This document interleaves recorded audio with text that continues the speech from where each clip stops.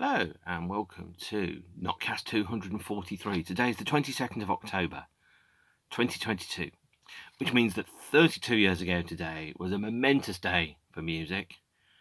Now, that makes me sound like one of those guys on the Steve Hoffman forums. I'm a guy on the Steve Hoffman forums who thinks about things in terms of, well, it was never any better than it was when I was 18.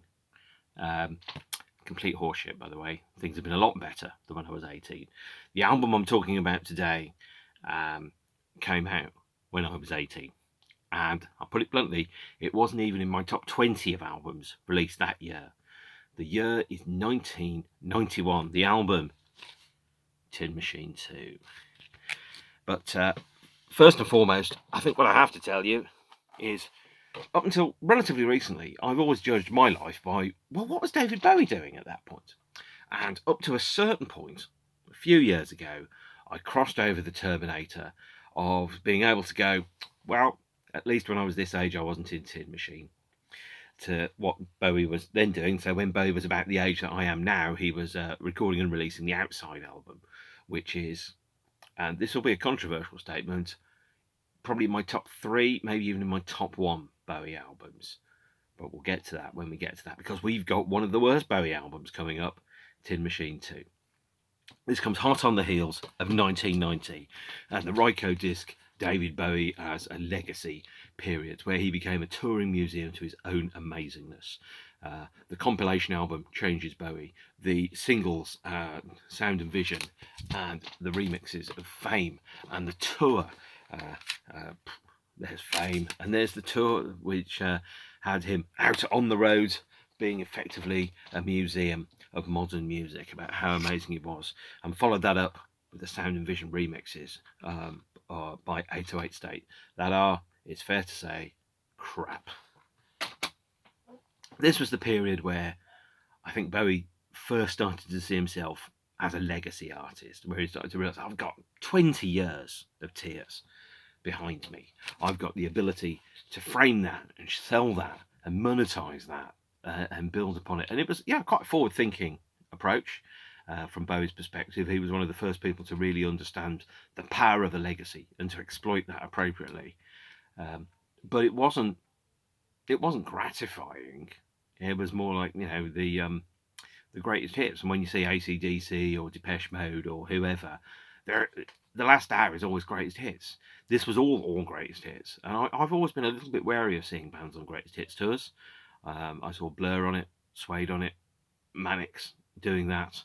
I'm going to see the Pet Shop Boys next year doing all their hits. And it's pretty interesting to see. But I wasn't ready then. I was 17 when Changes Bowie came out. To me, he was the guy who was in Tin Machine. So the idea of him becoming a legacy was pretty weird. 1991 was a very different year for him. Tin Machine 2 was released. Although Tin Machine 2 really is an album that was recorded in 1989. I'm going to talk you through more than 20 albums that came out in 1991 that were better than Tin Machine 2, in no particular order. Caucasian Psychosis by Therapy. This is the American version from 1992, but they did the EPs Baby Teeth and Pleasure Death. Orbital's Green album. Laughingstock by Talk Talk. And going roughly in order of release, Doubt by Jesus Jones. That was better. REM's Out of Time. That was better. 30 Something by Carter USM. The White Room by the KLF. Morris's Kill Uncle. Actually, on second thoughts, not as good as Tin Machine 2, Kill Uncle. Godfather by Ned's Atomic Dustbin. And on one day alone, 28th of May 1991, 3 great albums came out. Electronic's debut, Never Loved Elvis by The Wonder Stuff. There's the coloured vinyl reissue. And also Sea Monsters by The Wedding Present. The Mix by Kraftwerk. Prince's New Power Generation, Diamond and Pearls. This one, which never gets enough respect these days, Adventures Beyond the Ultraworld by The Orb. Earth Inferno by The Fields of the Nephilim. Metallica's Black. These all came out in about 6 weeks of each other. Metallica's Black, Guns N' Roses' Use Your Illusions 1 and 2, Acton Baby, Erasure's Wild, Screamadelica by a band called The Primal Scream. You may have heard of those. And Nirvana's Nevermind. These were all better than Tin Machine 2. Fair to say, 1991, I was broke. I was buying a lot of records and a lot of music. And one of the ones I didn't buy at the time was Tin Machine 2, because it wasn't very good. And I was really limited by the amount of money that I had and the amount of shows that I could go to. It was recorded in late 1989 and early 1990, finished in March 1991. When the first sessions came to a close, Bowie, I think, paused his Tin Machine career and went globe-trotting around the world, being a global museum to how amazing he is. And with the Sound of Vision tour, Reeves would fly out to various shows and off days on the tour and do overdubs and remixes and Bowie vocals and check his opinions on various things, effectively finishing the album off while the rest of the band lay dormant as their lead singer jetted around the world and did 108 stadium shows to make an enormous amount of money. There were label difficulties in 1991. Nobody wanted to sign him. He had no back catalogue to sell to take with him to sweeten the deal. The EMI deal wasn't renewed. They were, I think, fed up with his uncommercial approach to Tin Machine and some of the other stuff that he was working on. And this album really felt very much out of time when it came out. So it was in the pre-grunge era. This album was released on the 2nd of September 1991, and a lot of other records came out in September 1991. I think Metallica's Black Album came out. I think Guns' Use Your Illusion, Nirvana's Nevermind, the Soundgarden album, the Mudhoney album, they all came out around about the same time. And whereas Tin Machine had been able to predict the future and to see it coming when they were recording this in late 1989, by the time that it did come out, which was 2 years after recording had started, it was obsolete and outdated, and I think Bowie had kind of lost interest a little bit in the Tin Machine project. He couldn't find a label, so he signed to a label called Victory, who went under about 6 weeks after the LP came out. So this album was out of print for nearly 3 decades until it was repressed in July 2020 on coloured vinyl. This is the Music on Vinyl edition, which is, I think, gold vinyl, silver coloured vinyl from 2020. I'm not ashamed about that. I didn't buy it when it came out. I thought it was awful. In many respects, perhaps I still do. It sounded of a piece with the zeitgeist of the other bands. So Nirvana and so on had that kind of abrasive guitar sound, that crunchy kind of half screaming vocals, that kind of righteous anger at a society that operates in a very harsh way. You know, the downfall, late stages of capitalism. Tin Machine 2 carried that same kind of air of being extremely dissatisfied with the world, but it wasn't particularly good. The band recorded 35 songs in 6 weeks, which they then whittled down to the 12 songs on the album, plus a number of B-sides. There are 200 minutes of outtakes circulating. I wouldn't recommend listening to all of those. And they signed with Victory Music in March 1991. And the task that they were then given in March 1991 was to have 3 commercial tracks to sweeten up the album with Hugh Padgham, who produced Tonight. Why somebody thought, I know the guy that we need for Tin Machine 2 is the guy that produced Tonight, because Tonight is dog shit, as I previously mentioned. And so they remixed and updated, I think, Baby Universal. They added one shot, and they tried to lean, I think, into something that was more accessible.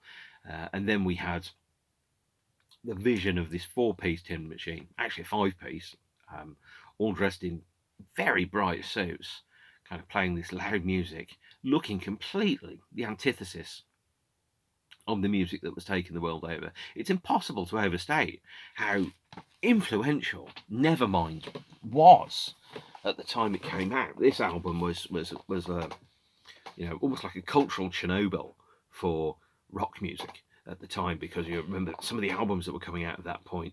Def Leppard were still in their hair metal phase. We had bands like Warrant and Whitesnake and Poison, and they all thought they were doing gritty and dirty just because they were wearing black jeans instead of gold jeans. And writing terrible songs about absolutely nothing of any meaning to anybody apart from rich, drugged out idiots in swimming pools. And Nirvana kind of did this album on a shoestring, expected to sell 50,000 copies, and were fiercely uncompromising in their approach to it. And it was almost like a moment where you have to have a reset. You start again, and Daniel Craig becomes the James Bond after Pierce Brosnan surfing through a CGI wave to the soundtrack of Beach Boys or something. It was absolutely what was necessary at the time. But at the time, Tin Machine felt like a cultural relic because they'd tried it 2 years before when they were ahead of their time. It hit, it was successful, but it wasn't super successful, and they were starting it again, this time perhaps not quite so successfully because the momentum had been lost. If this had come out, say, late 1990, and the band had just carried straight on, I think they would have been able to be seen as the predecessors of, or perhaps the first vanguard of what became grunge, as opposed to what it was, which was Tin Machine 2, was largely seen as David Bowie indulging his rock side and a little bit out of date. The world is a fickle place, but so be it. So this album has 12 tracks on it. It was preceded by, I think the first single off the album was You Belong in Rock and Roll. And here is a weird CD single of You Belong in Rock and Roll. It comes in a tin. Now, this tin is very, very rusty now. It's 31 years old. I don't think any of these were designed to last. These tins were bought from US military surplus. So some of them are, maybe 80 years old. They were just sitting in a warehouse after the Second World War, unused. And they had a sticker on the front, a sticker on the back.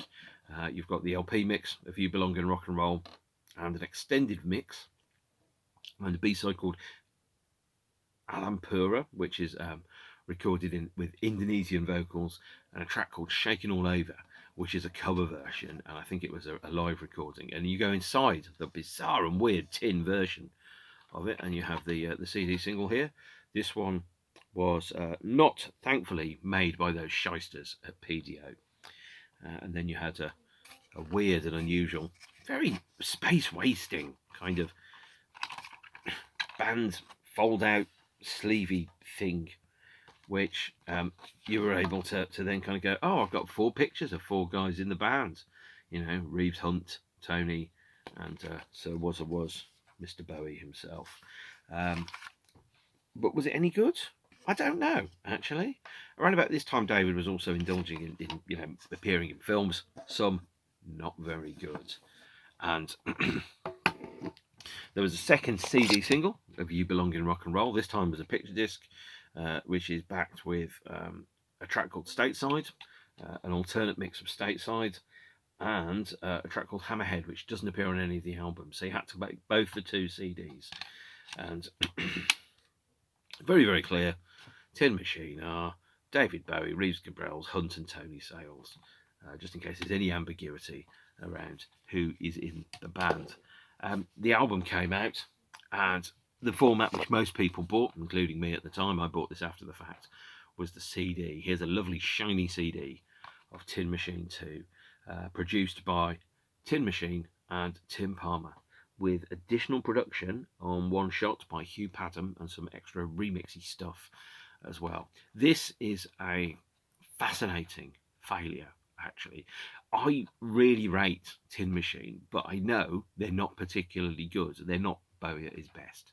What he is trying to do when he's doing this is he's trying to do something new. He's trying to create something interesting. He's trying to go somewhere he's not gone before.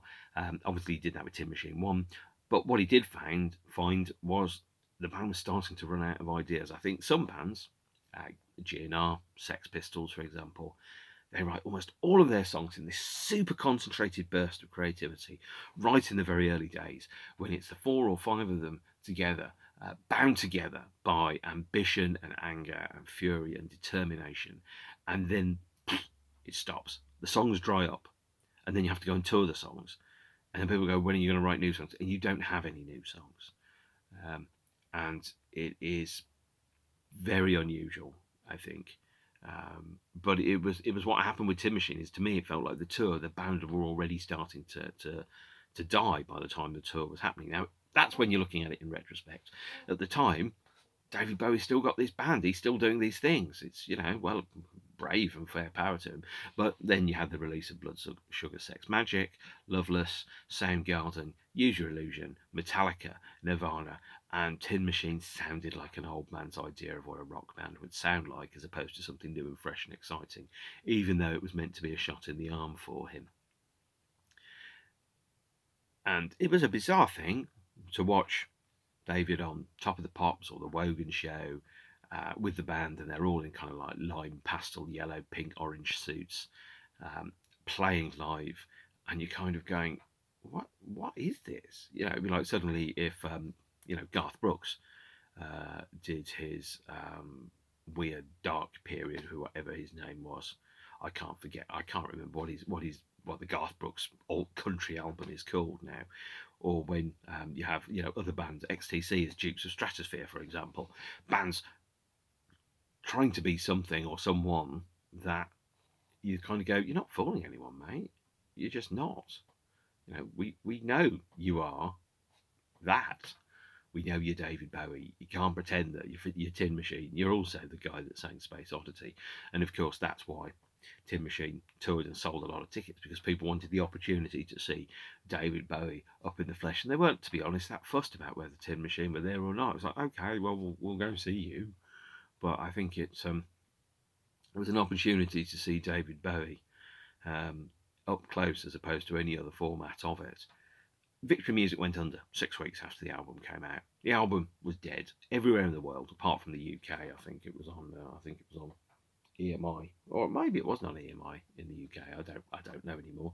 This is the American CD of Tin Machine, and you can tell it's the American CD because it has the genitals. So the genitals on the vinyl edition. This is the original cover. You can clearly see willies. And on the CD, you can see that they have been scratched out. Now, a clever or astute visual designer would actually just move that text Tin Machine up a little so it would hide it and make it not so obvious what's going on. But that's not what they did. They just scratched out the ghoulies, which is, quite laughable, all things considered. And the album, I think, was not particularly good. So let's go in there and talk about it. So there's the your picture CD. There's the back of your CD sleeve. Again, if you're thinking, oh, I really need this record, get it cheap. It's not particularly great. And you've got the sleeve there. Now, the sleeve, by the way, was designed by the chap that did Scary Monsters, whose name I have eludes me because I didn't look it up. And it comes in a six-fold kind of thing where you've got those photos there. Those are the band members, which you've seen the headshots from on the tin of You Belong in Rock and Roll. And it's by the same guy that designs Scary Monsters. So if you look at it, actually, you can really see the similarity in the designs, in so much as it's an angular, almost handwritten typeface. You've got bits of it where elements of paper are kind of like thrown on top of another picture to create actually a photograph of a physical montage of an image as opposed to an actual image, those type of things. So it's a representation of a representation as opposed to an actual an actual painting, if that makes sense. And with the sleeve design, the alternate versions of the sleeve designs which were proposed to David were sold to auction, and some of them went for very, very low amounts of money relatively recently from the artist collection. I think some of them went for like £200, like the alternate sleeve idea for Tin Machine 2, for example, which is pretty exciting. That will only accumulate in money, I think. But what we have is not a great record. It was the wrong record at the wrong time. If it had come out 6 months or a year earlier, I think people would have thought of it as being much, much better indeed. So let's go in. It starts off with one shot. Actually, no, it doesn't, does it? It starts off with Baby Universal. Baby Universal was the second single released from the album. Here is yet another tin CD single for Baby Universal. This is backed with 3 radio session tracks for the BBC, which are Stateside, If There Is Something, Heaven's in Here. And they were for the 12-inch, I think, had a slightly different track listing, but I don't have it. And there it is. Effectively, it's the Tin Machine Peel Sessions CD EP in a silly bloody tin. Again, purchased from the American military. And Baby Universal made number 48 in the UK charts. Not the first time that a Bowie single hadn't made the charts, but certainly maybe the beginning of the end for the band. And what you can see when you look at that cover there is that clearly the idea of the band members was clearly kind of meant to represent 4 people on the cover there, but of course no naked shots of them, and not even scratching out the genitals. They're just wearing towels, which is obviously the right move. Towels are one of the finest of the clothing options that any human being can have. And the second track on the album, Baby Universal, is the first track. Second single, last Tin Machine single. I think Baby Universal is a really great song, actually, aged incredibly well. Re-recorded by David in 1996 and later released on the posthumous Is It Any Wonder EP, alongside the Tin Machine track I Can't Read. David never really let go of songs. He always kind of picked up ideas. If you remember, I Am a Laser was turned into Scream Like a Baby on Scary Monsters. Baby Universal and I Can't Read were picked up later and recorded as David Bowie solo tracks with Reeves on guitar in the mid to late 90s. That nothing was ever forgotten. If there was potential, David would go back to it, for example. And there are multiple examples of this through David's career. But what we did have with Baby Universal was, I thought, it's a really strong single, actually. I really enjoyed it. There's an extended mix that's on the American promo CD. I don't know if it's any good. I'm not going to pay 40 quid for an American promo CD for a slightly different David Bowie mix. But yeah, number 48, With a Bullet, Down and Out. Track 2 is One Shot. And One Shot was written in 1989 and it was re-recorded in 1991 with Hugh Padgham, which means there's a 1989 version of One Shot that's out there somewhere in the ether, presumably sat on a tape somewhere. But One Shot I really like. And then track 3 is, of course, You Belong in Rock and Roll, which went into number 33 in the charts. Hang on. So we had You Belong in Rock and Roll, first single from the album, went to number 33 in the charts. I just paused the video there for a second because the cat, who you saw in one of the previous episodes, has decided to come in and see me and wander about. Come up here, darling. We'll see how he wants to do. So there we go. He may not necessarily be in the mood too much to appear on the video, but love me, love my cats, right? If you can't tolerate me at my politics, you don't deserve me at my cats. That's one of the things I say. I try to keep politics off the channel, of course, because it's more fun to talk about music. It really, really is. So here he is, His Highness. He's sat on me at the moment. That may not last. Track 4 is If There Is Something. And If There Is Something is one of the songs that was taken from the first sessions for the Tin Machine album number 1 in 1988 and 1989. I think it was probably remixed and re-recorded a little bit, and it was then included on Tin Machine 2. If There Is Something also appears on the Baby Universal single and a BBC Sessions version there, so that's a Tin Machine B-side for you, ladies and jelly spoons. And then we have Amlapura, which I'm not very good at pronouncing, this time in the standard UK vocal. And it was written when the band went on vacation, I think post the first Tin Machine tour. So there you go. And then we have track 6, which is Betty Wrong. And Betty Wrong is one of David's songs where he addresses mortality and death and self-awareness around that. And obviously when you get to the kind of age that David was around about here, like 45, 46, you start to realise that the road in front of you might be shorter than the road behind. And what are you going to do about that? Are you going to count your blessings? I mean, there's a reason it's called a midlife crisis, and Tin Machine is probably Bowie's musical version of a midlife crisis. And of course, he then went and married a supermodel around about the same time, which is not a bad idea for a midlife crisis at all. Come up, darling. Come on. You can do it. Yes, you can. See? No, don't scratch me there. I've got nerves that work. Love always ends in pain, doesn't it? Here he comes. There we are. So we have, yes, so Betty Wrong was the first track to be heard from the album. It was released in an earlier mix on the soundtrack to a film called The Crossing. It also appears in the film. And then we also have You Can't Talk, which I think is the first track on side 2. Let's get the vinyl edition out. Yep, You Can't Talk is the first track on side 2. of the LP, and it was demoed, and ideally, I wish they'd do proper Tin Machine reissues with demos and B-sides and extra tracks on. And this is the vinyl edition of it there. So You Can't Talk it's okay. It's not amazing, but we do have Stateside as well. And Stateside, I think, comes in two versions.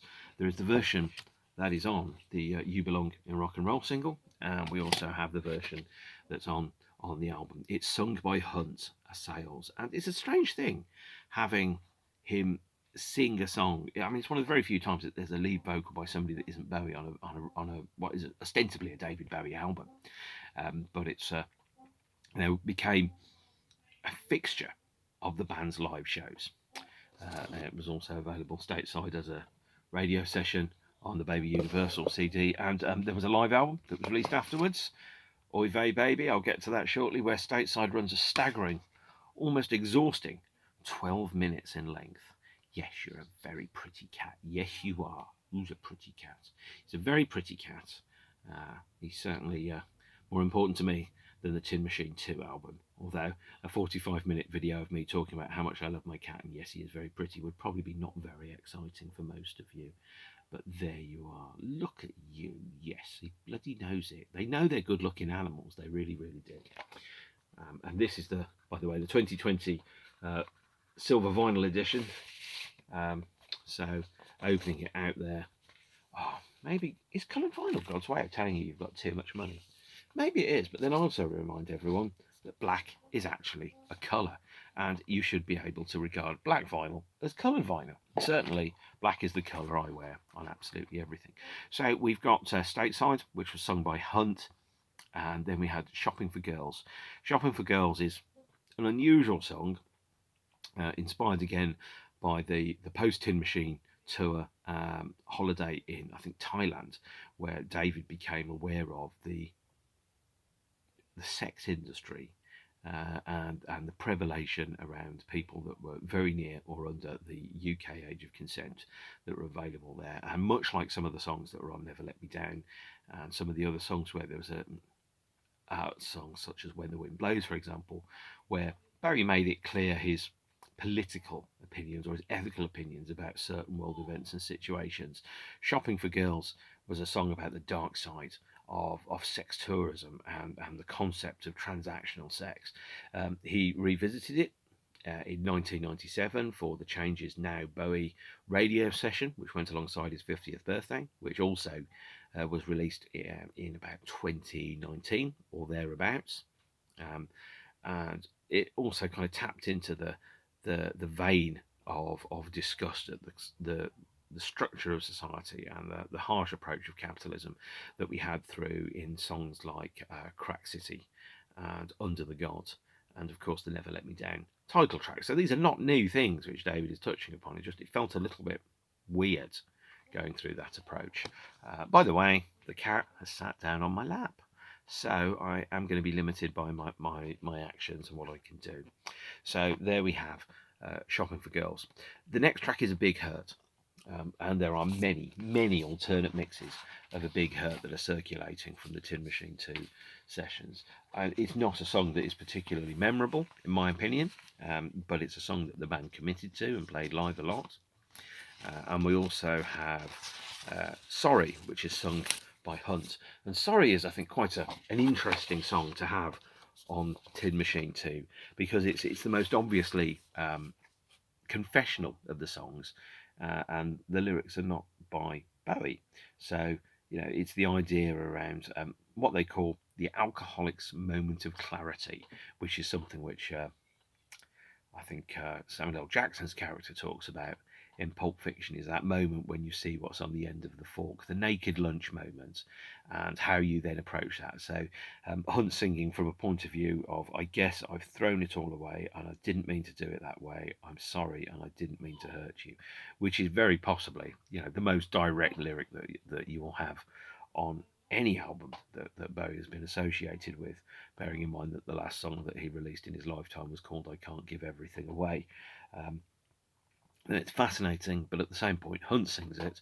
So if you're hardcore Bowie aficionado, I could understand why you would press skip on the CD player. And then the last track on the album is Goodbye, Mr. Ed. Mr. Ed, I think, reminds me of or draws allusions to the song Slip Away on the Heathen album, which makes references to Uncle Floyd and kids' TV shows.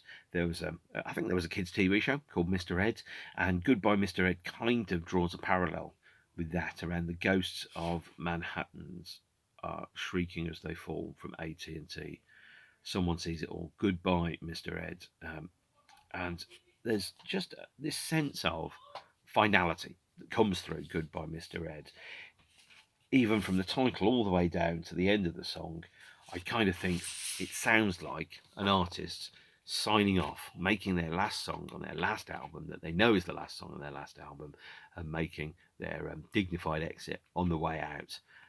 In the same way that around about the same summer, 1991, Freddie Mercury's last video, These Are the Days of Our Lives, the last things that Freddie sang to his audience were I still love you, with a gesture. It's kind of saying I know, and that is that. It's Tin Machine 2. Is it any good? No, not really. It's possibly in my bottom 4 of the Bowie albums, alongside Tonight and Pin-Ups. And what else do I not like? Yeah, Hours, I think. It's probably, so maybe Tin Machine 2 is maybe number 25 or so out of the 29 or so David Bowie studio albums that we had during his lifetime. It felt like, especially with I'm Sorry and Goodbye Mr. Ed, a confession and the end of the line, the knowledge that this is you've gone to the end, you can't go any further, and I'm sorry really kind of indicates that, in so much as, for example, as I've mentioned, an Alcoholic's moment of clarity is in this album. You have that same moment where you realise you've gone too far, and the moment you realise you've gone too far is often the time when you want to turn back and you realise you can't turn back, because you've gone too far to turn back. You have to go, to quote the pig in Toy Story 2, you've got to go round the horn. You've got to go all the way, and the way out is through. The last song on the album is unlisted. It is a short excerpt of an instrumental called Hammerhead that appears on here, and the longer version of which appears on the You Belong in Rock and Roll single. And aside from that really brings the studio side of Tin Machine's life to a close. The band went on tour. They played consistently between about September and February 1992. Around them, the world was changing dramatically. U2 were just about to go on the road with the Zoo TV tour. Metallica had become a stadium act. Guns N' Roses had become a stadium act. Nirvana had exploded far beyond what anybody had expected them to do. The music around them, the world had changed and turned and shifted, and suddenly we were very, very definitely in the 90s, not in the 80s anymore. And every decade has an event that really kind of characterises the start of that decade. So for 1990s, for me at least, it was the Iraq War, and it was the release of Nirvana's Nevermind. For the year 2000, it was September the 11th, 2001. It was a before and after moment where you realised that's the end now. We're in the new decade. The new things are happening. 2010s, it was probably the election of David Cameron here in the UK.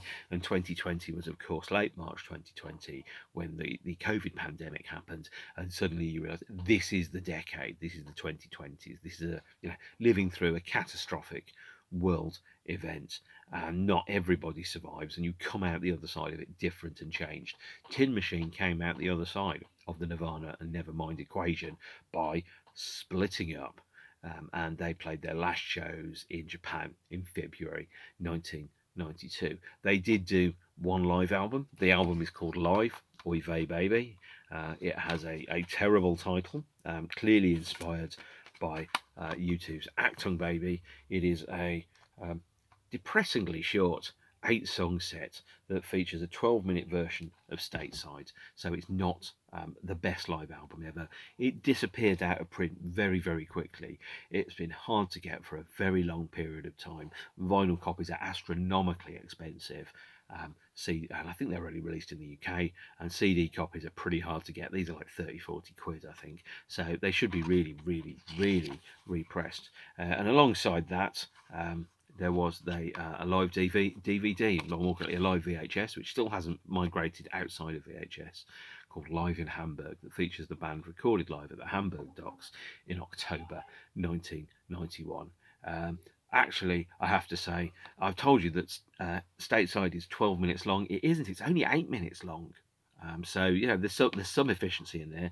There is, however, Heaven's in Here, on here, which runs for 12 minutes. So 2 songs alone add up to over 20 minutes. And the album was recorded in Tokyo, Chicago, Boston, New York, Sapporo, and Chicago, I think, on the tour. The band were augmented by a 5th member, Eric Schierhorn, who later joined The as their guitarist in the year 2000 or the late 90s. And so this presented a new lineup of Tin Machine. Kevin Armstrong wasn't part of the band's operation, but it's understandably overlooked.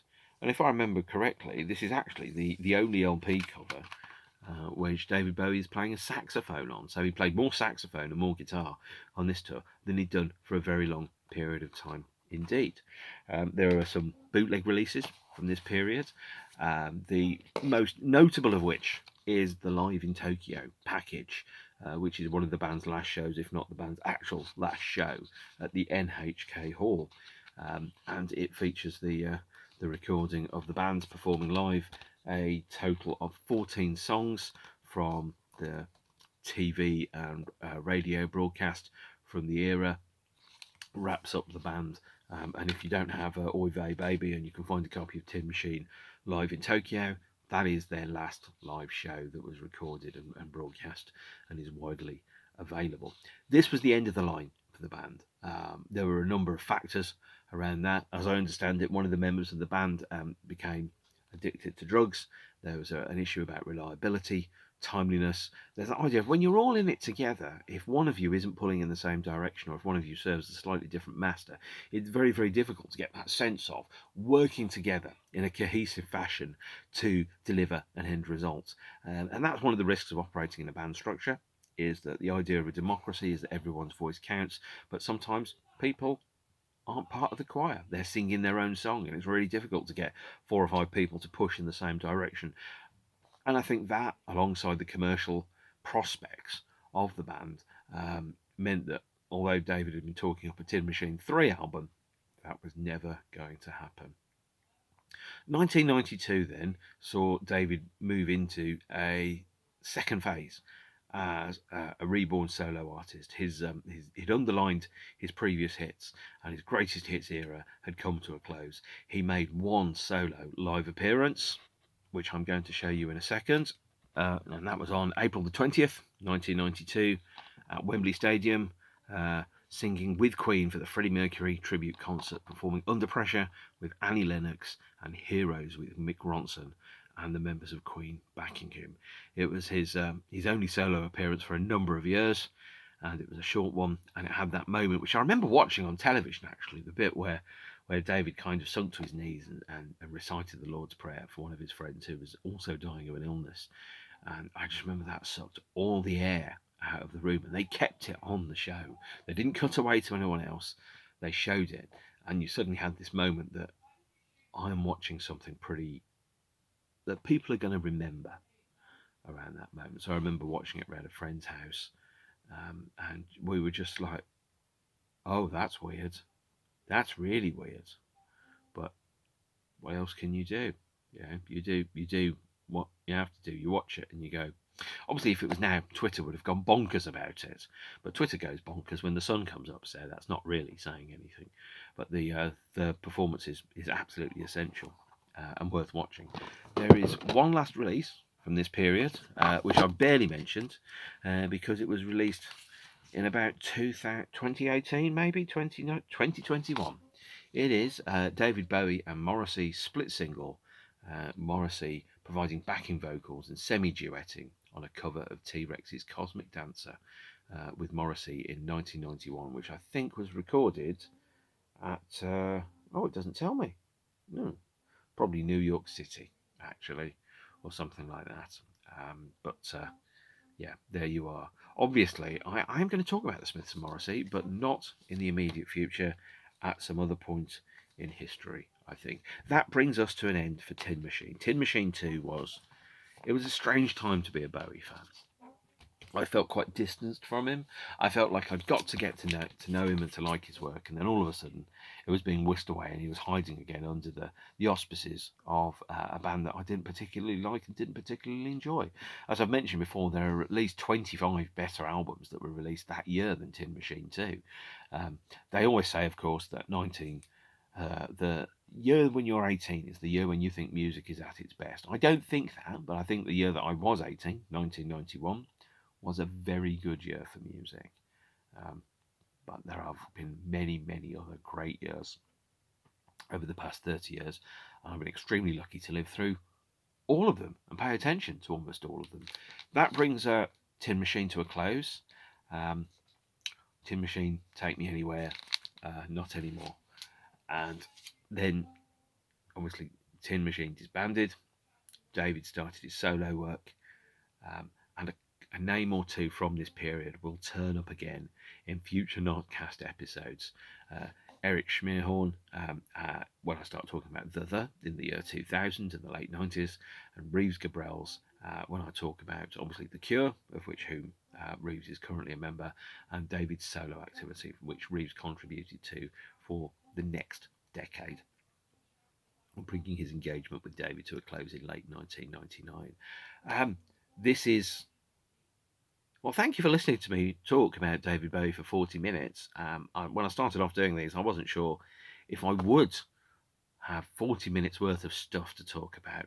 And the uncharitable of you may have thought, oh, actually, Mark's just padding this out. This isn't the extended director's cut like The Last Emperor, where it's just shots of me walking around to enable them to sell more ad breaks. I have genuinely nothing else to say. 1991 was a revolutionary year for music in many ways, as I've said. Acton Baby and Nevermind and Metallica and Soundgarden and My Bloody Valentine and everything else that came out that year. It really felt like the tide was changing, that the terrible, terrible parts of the 80s, Gary Barnacle's saxophones, sorry Gary, the Lindrum, Phil Collins, all these things, it felt like were being swept aside as the dinosaurs that they undoubtedly were, and a new future was arriving over the horizon. That new future didn't have Tin Machine in it. They may have thought they belonged in rock and roll, but they didn't. Goodbye, Mr. Ed. So, like and subscribe. Take care of yourselves and each other. Stay beautiful, and I'll see you all soon. Thank you. Bye.